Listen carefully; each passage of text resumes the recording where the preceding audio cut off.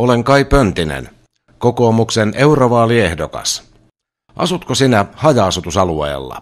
Tiesitkö, että kiinteistösi tulee olla liitettynä kunnalliseen jätevesijärjestelmään tai sinulla tulee olla oma puhdistamo vuoden 2013 loppuun mennessä, siis reilun 3 vuoden kuluessa?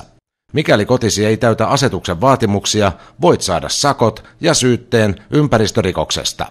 Olen vahvasti sitä mieltä, että jätevesiasetusta pitää muuttaa ja aikataulua siirtää.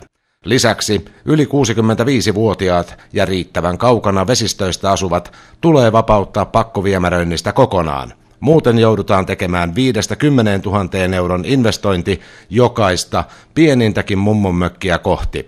Ja se on täysin kohtuutonta, varsinkin pienituloisille eläkeläisille.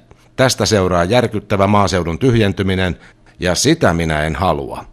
Jos olet kanssani samaa mieltä, ja varsinkin jos olet eri mieltä, käy kotisivuillani suomalaisen elämänmuodon puolesta www.kaipontinen.fi.